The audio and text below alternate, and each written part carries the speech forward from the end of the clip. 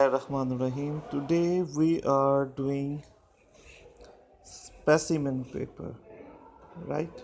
Paper 2 we are doing.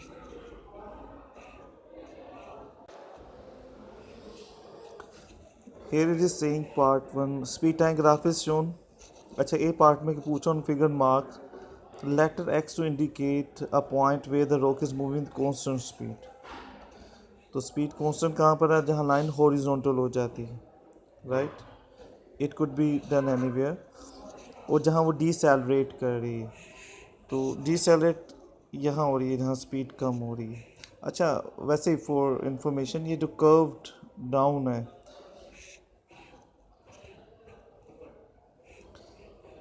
It shows कि यहाँ acceleration decrease हो रहा है, राइट. और ये हॉरिजॉन्टल लाइन कब होती है जब फॉरवर्ड और बैकवर्ड फोर्सेस इक्वल यानी एयर रेजिस्टेंस वेट इक्वल हो जाते हैं. अच्छा जी next part says at time t is equal to 0 the acceleration of stone is equal to acceleration of free fall, right. Give the name of force accelerating the stone at starting point. तो fall किस वजह से होती है? Gravity. The answer is gravity, right.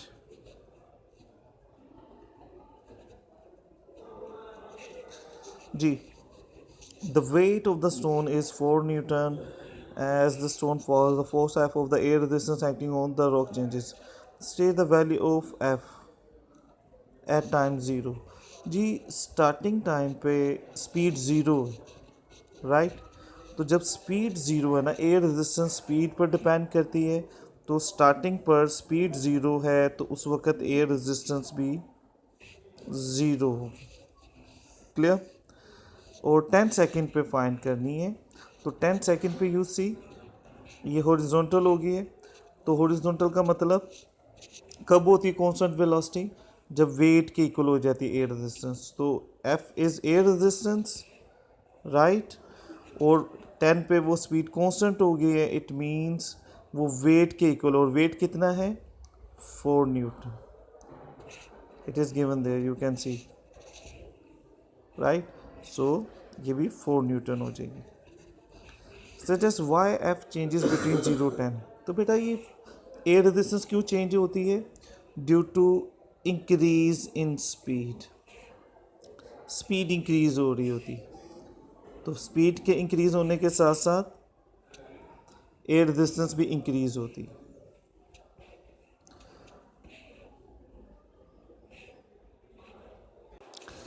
The next part में says determine the acceleration of the rock at t is equal to 4 second. The unit of acceleration state the unit metre per second square होती है. इसने यहाँ आपकी help कर दी actually कि tangent draw करना है 4 सेकंड पर. क्यों? क्योंकि स्पीड टाइम ग्राफ में ग्रेडियंट कैसे हमें पता चलता है, एक्सेलेरेशन कैसे पता चलता है? ग्रेडियंट से. लेकिन एट टाइम 4 ये जो ग्राफ है वो कर्व्ड है. तो कर्व ग्राफ ग्रेडियंट तो स्ट्रेट लाइन का होता है. तो हाउ वुड वी डू? हम यहाँ एक टेंजेंट लाइन ड्रॉ करेंगे और टेंजेंट लाइन का ग्रेडियंट फाइंड करेंगे. मैं ये चूज़ कर रहा हूँ और एक पॉइंट में ये 4 ही चूज़ कर लेता हूँ, राइट. तो 4 के रिस्पेक्ट से ये है हमारे पास दिस इज़ 32 और इसके रिस्पेक्ट से 22. और x1 और y1 x2 और x1 तो इजीली 4 और 2 ही हैं. तो क्या होगा हमारे पास? हमने एक्सेलरेशन फाइंड करना है और वो ग्रेडियंट है. ग्रेडियंट एक स्ट्रेट लाइन का है. तो यहाँ पर कर्व था तो हमने टेंजेंट ड्रॉ किया और ग्रेडियंट का फार्मूला वही y2 minus y1 32 over 20 and 4 minus 2. अच्छा जी ये 12 divided by 2 6 metre per second square. तो उसने यूनिट मेंशन करने को कहा. एक मार्क इसका होगा. एक्सेलेरेशन की यूनिट क्या होती है? Metre per second square, right. 6 metre per second square answer आ गया हमारा जी. नेक्स्ट मास इज मेंशन और हमने एयर रेजिस्टेंस की फोर्स फाइंड करनी है. तो भाई एक्सेलेरेशन फाइंड किया है तो क्या फॉर्मूला है इससे रिलेशन बनता है, F is equal to M A. अब यहाँ ना हम एक मिस्टेक स्टूडेंट कर देते हैं, don't take F as force,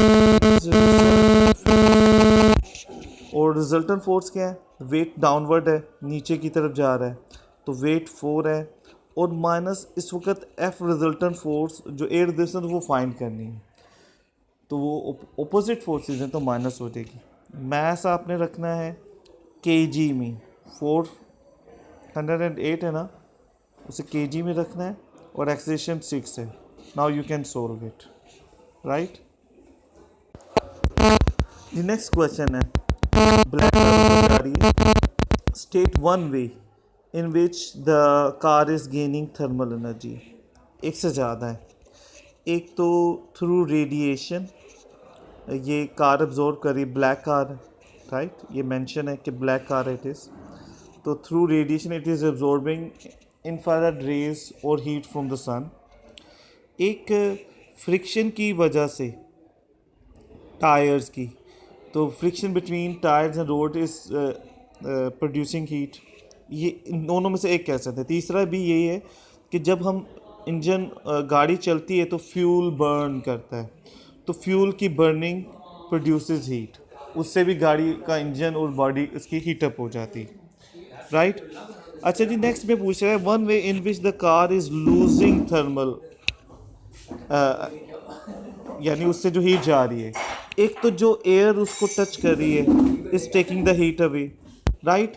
दूसरा ये भी हो सकता है कि उसकी बॉडी की जो कार के टायर्स हीटअप हो जाते हैं, तो वो जो जो रोड को टच कर रहे हैं तो वो हीट, राइट। इसके अलावा जो ब्लैक ऑब्जेक्ट होता है वो गुड एमिटर भी होता है, तो इंफ्रारेड रेज एमिट कर रहा है, तो उससे भी वो हीट को लूज कर रहा है। सबसे बेटर था जो एयर टच करी वो इसकी takes the heat away, that was better. अच्छा जी, next up the hill, accelerate का वर्ड इंपॉर्टेंट है। In addition to in increase in thermal energy there are other energy transfer taking place, describe other energy transfer. सबसे पहले तो गाड़ी का fuel चल रहा है तो केमिकल एनर्जी, राइट, और वो केमिकल एनर्जी से स्पीड बढ़ रही है, एक्सलेट करना तो स्पीड में होता है काइनेटिक एनर्जी, प्लस हाइट पे जा रही है तो ग्रेविटेशनल पोटेंशियल एनर्जी, राइट, और उसके साथ साथ उसने हीट भी प्रोड्यूस हो रही है, तो वो कहाँ है वह मेंशन, तो वो हीट। तो वी हैव टू स्टेट, ये 3 मार्क्स है, तो हमने बताना है कि the chemical energy of the fuel is changed into kinetic energy due to increase in speed, and into gravitational potential due to increase in heights, and into heat in moving against frictional forces, right. So next, at one point the kinetic energy is this, mass ये है तो क्या speed find करें, तो जो given है उसी का फॉर्मूला यूज़ करेंगे ना, काइनेटिक एनर्जी इज गिवन, तो काइनेटिक एनर्जी का फॉर्मूला क्या होता है, हाफ एम वी स्क्वायर। तो इसमें कोई बड़ी चीज़ नहीं है, बस इसमें देखिएगा काइनेटिक एनर्जी किलो जाउल है, तो 90 किलो जाउल है, means 90 means kilo means multiply by 1000, ठीक है, and is equal to mass 800 and v square, speed हमने फाइंड करनी है, राइट, क्लियर, कर लेंगे फाइंड जी। A passenger in aircraft seal some air inside plastic bag, explain how the particles of air in the bag exert a pressure. बेटा simple ये है कि गैस कैसे प्रेशर अप्लाई करती है, तो गैस पार्टिकल्स ना they move randomly and continuously at very high speeds. आपने रैंडमली का जिक्र करना है, constantly at very high speed. These particles collide with each other and walls of the bag container and apply a force per unit area. You have to mention they apply a force per unit area, right, which produces the pressure. Clear? The next part पे आ जाएंगे कि when the bag is closed, the pressure of the air inside is this and the bag contains this. जी ये pressure और volume दिया है, तो जहन में रखें P1 V1 is equal to P2 V2, ये फार्मूला लगता है. तो when the aircraft is on the ground, the pressure of inside is this. अब प्रेशर चेंज हो गया है, तो जो पहला प्रेशर है वो we will take it as P1, उसके वॉल्यूम को V1, नेक्स्ट प्रेशर P2, और उसका देखेंगे calculate the volume of air inside when the bag is on the ground, यानी सेकंड वॉल्यूम फाइंड करना है. तो हम क्या फार्मूला लगाएंगे, P1 V1 is equal to P2 V2. तो P1 जी कितना है 80, उसे किलो में रहने दें, ऐसे ही दूसरा भी किलो में है, और volume is 500. P2 is 100 kilo pascal और V2 हमने फाइंड करना है, तो simply it is going to be 400 centimetre cube. अच्छा जी, स्टेट वन अजम्पशन. बेटा ये जो रूल लगता है ये तब होता है व्हेन टेम्परेचर इज़ कांस्टेंट. ये जो फॉर्मूला ना P1 V1, एक तो गैस हो और टेम्परेचर कांस्टेंट हो, देन इट इज़ अप्लाइड. तो इसकी जो अजम्पशन है ये लगता ही तब है, मीन्स हम ये फार्मूला लगा रहे हैं तो हम ये एज्यूम करके लगा रहे हैं कि टेम्परेचर कांस्टेंट है. और एक और भी अजम्पशन की जा सकती है कि मास ऑफ गैस ना लीक हुई है, ना कम हुई है, ना ज़्यादा हुई, राइट. ये दोनों ठीक हैं, टेम्परेचर इज़ बेटर वन. जी नेक्स्ट में कह रहा है the point plotted on the graph in figure shows the pressure and the volume of air. तो उसने क्या sketch a line on for 3.2 show how the changes. वैसे ये कर्व ग्राफ बनता है. अभी हमने कैलकुलेट किया है कि जो 100 डिग्री 100 पे जो प्रेशर था तो volume was 400, it was this. तो हमने इसको आपस में ज्वाइन करना है, राइट. और प्रेशर में और वॉल्यूम में इन्वर्स प्रोपोर्शन होता है, तो कर्व होता है. ये graph would go like this, right. तो इस ग्राफ में एक चीज़ ये भी हम कर सकते हैं, 2 मार्क्स का है ये, कि हमने 100 पे तो कैलकुलेट किया ना 400 है, अगर हम 90 पे कैलकुलेट करें ना तो वो 450 आता है.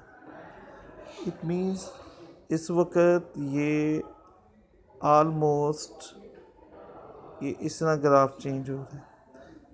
वैसे प्रेशर वॉल्यूम में इन्वर्स रिलेशन होता है, लेकिन हम यहाँ पर क्यों नहीं इन्वर्स पूरा ड्रॉ कर रहे. उसकी रीज़न ये है कि ग्राफ पूरा ज़ीरो से शो नहीं किया हुआ है, तो हमें एक पोर्शन सिर्फ ड्रॉ करना पड़ रहा है, राइट. जैसे लाइक जो प्रेशर और वॉल्यूम का जो ग्राफ है वो इन्वर्स प्रोपोर्शन है, वो इस तरह होता है. तो हमने सिर्फ इसका एक पोर्शन देखना है, तो वो छोटा जो पोर्शन है ना वो seems to be a line, that is why it looks like this, right. और इसी को आगे कंटिन्यू भी कर सकते हैं.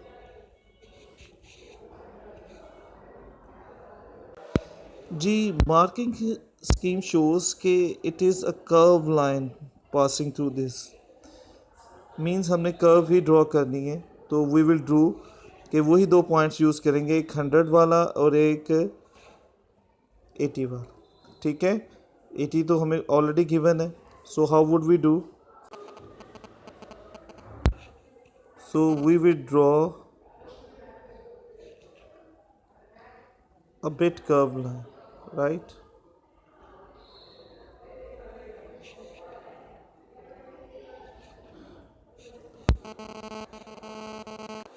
जी that is it. जी next, one type of renewable energy source is given, earth से. अर्थ की सरफेस से आ रही है, it is geothermal, right. It is asking कि ये सोर्स का नाम बताएं, सो इट इज़ जियोथर्मल। अच्छा जी, नेक्स्ट देखेंगे कि 100,000 kg sorry of cold water at temperature 20 degrees Celsius is pumped down to the rock. The water returns partly as steam as partly as hot water. The steam and the hot water are both at temperature 100 degrees Celsius. Specific capacity given है. Calculate the energy needed to 1000 water to move from this. तो बेटा जब भी temperature change हो तो हम use करते हैं heat energy Q is equal to M C delta theta. तो एम सी डेल्टा थीटा मतलब चेंज इन टेम्परेचर, तो मैस 1000 है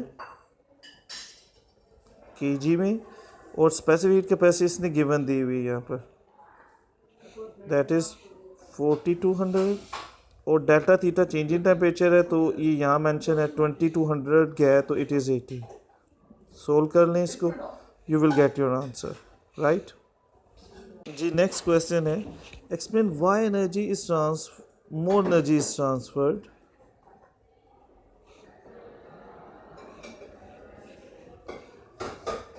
why more energy is transferred when 1 kg of steam cools to this and 1 kg of hot water cools to this। दोनों का temperature आखिरी 20 है, लेकिन water की जगह स्टीम को क्यों चाहिए?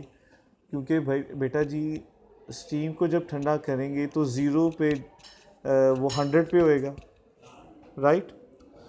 तो वो पहले अपनी स्टेट चेंज करेगा, तो पहले वो एनर्जी एब्जॉर्ब ज़्यादा एनर्जी जो सी होती है उसमें से निकालेंगे, राइट। दोनों 100 डिग्री टेम्परेचर पर हैं, लेकिन जो स्टीम है ना वो पहले एनर्जी करेगा from to convert into gas into liquid, और फिर वो जब स्टेट चेंज हो रही है तो टेम्परेचर स्टेज द सेम, वो 100 पर ही रहेगा, and then it will go from 100 degree to 20 degree temperature, heat transfer करे। लेकिन वाटर क्योंकि ऑलरेडी ही लिक्विड फॉर्म में है तो उसने जस्ट 100 से 20 में कन्वर्ट होना है। तो हाउ वुड यू एक्सप्लेन कि the steam eight 100 first will release energy to convert when cooling down to convert into liquid to strengthen to form the bonds, right। bonds form हो, gas में bonds नहीं होते, liquid में strong bonds होते हैं, and then it further releases more energy to change its temperature from 100 to 20। the water will straight away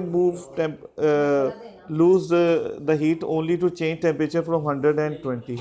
so what is the extra when it is changing the state, right ji.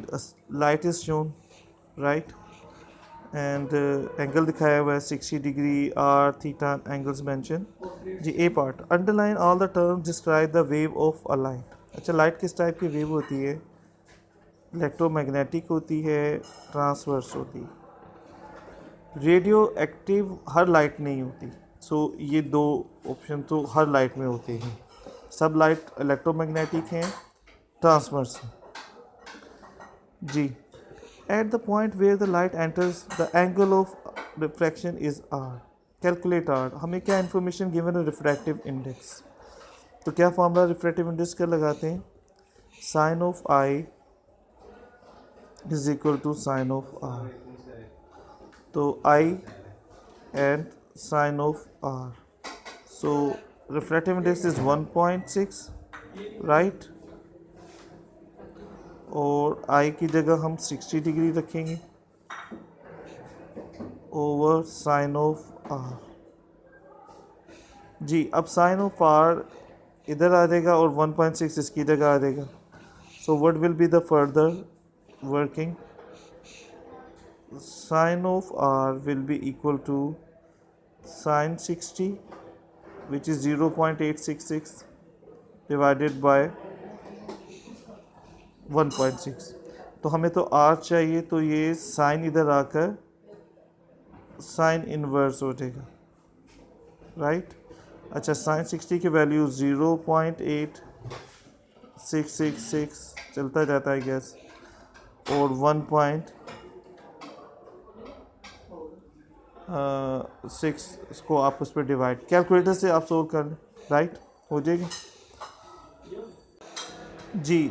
Are की value 32.9 आएगी, या 33 degree भी हम उसे round off करके लिख सकते हैं, 33 डिग्री। अच्छा, तो calculate the critical angle, how would you find critical angle? तो diffractive index is given, right. तो क्रिटिकल एंगल का फार्मूला रिफ्रैक्टिव इंडेक्स के रिस्पेक्ट से n is equal to 1/sin c।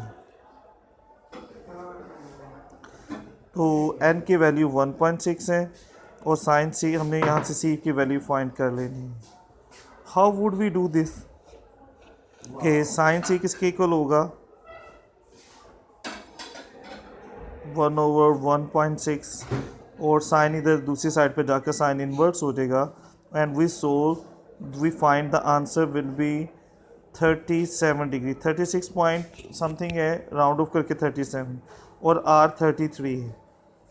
अच्छा, अब नेक्स्ट इज कि जो रे जब स्ट्राइक कर रही है इस पर, तो वो एंगल जो सा वो थीटा बना रही है, और थीटा एंगल उसने बताया is equal to 90 minus R, तो r 33 है ना, तो यानी थीटा किसके इक्वल होगा? 90 माइनस आर, मतलब 90 माइनस 33 विल गिव यू 57, और क्रिटिकल एंगल कितना है?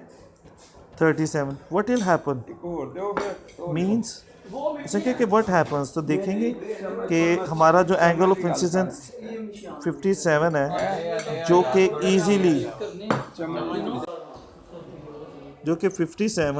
इजीली बढ़ा है क्रिटिकल एंगल 37 से। सो जब भी एंगल ऑफ इंसिडेंस क्रिटिकल से बड़ा हो, लार्जर हो, तो total internal reflection occurs, so total internal reflection will occur, right जी। नेक्स्ट में देखेंगे एक सर्किट दिखाया है, 4.5 वोल्ट है, ये fix resistor is given, right, और LDR है, it says LDR light dependent resistor, and it says कि इसकी जो रेजिस्टेंस है वो 9000, but is the total resistance. How would we find? भाई ये 1800 और 9000 पैरेलल में है ना एक दूसरे के, तो पैरेलल में हो तो हम कंबाइंड रेजिस्टेंस कैसे फाइंड करते हैं? 1/RE, E is equivalent resistance, combined total resistance, 1/1 करके ऐड करते हैं ना जब पैरेलल में हो। तो अब आप इसे सोल्व करेंगे, तो यहाँ ना बहुत जो अच्छे बच्चे हैं वो मिस्टेक कर देते हैं कि वो 6/9000 आंसर जो आया है, ये अभी आपका आंसर नहीं है, ये 1/RE है। तो जो RE होगा वो होगा एक्चुअली इसका रेसिप्रोकल, और वो होगा 9000/6, और 1500 would be the answer, right, 1500 ohm will be the answer.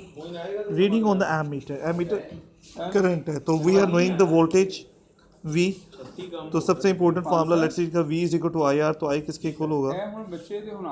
V/R, तो 4.5 डिवाइडेड बाय 1500, राइट, तो डेसिमल में आंसर आएगा, that will be in amperes जी। नेक्स्ट इज सेज कि a very bright lamp is switched on, तो जो light LDR पे पड़ रही है वो इंक्रीज होती है। State and explain what happens to the current in LDR। बेटा जी, जब लाइट ज़्यादा होती है तो LDR की रेजिस्टेंस कम होती है, इन्वर्स रिलेशन है। लाइट ज़्यादा होगी, LDR की रेजिस्टेंस डिक्रीज होती है, और जब रेजिस्टेंस डिक्रीज होगी तो करंट विल इंक्रीज, राइट। अच्छा, नेक्स्ट में पूछता है state and explain what happens to the current in 1800 ohm resistor, right. जी, अब 1800 ओहम में देखें वो पैरेलल में है और वो फिक्स रेजिस्टर है और वोल्टेज पैरेलल में सेम है, यानी दोनों को मिल रहे हैं 4.5, तो वोल्टेज भी सेम है, वही मिल रहे हैं जो पहले हैं, और इसकी रेजिस्टेंस भी चेंज नहीं हुई, सो इसका करंट भी रिमेन्स सेम।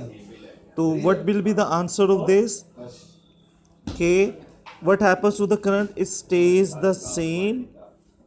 और एक्सप्लेन क्यों, क्योंकि उसको मिलने वाला वोल्टेज और उसकी अपनी दोनों resistance they remain the same, right.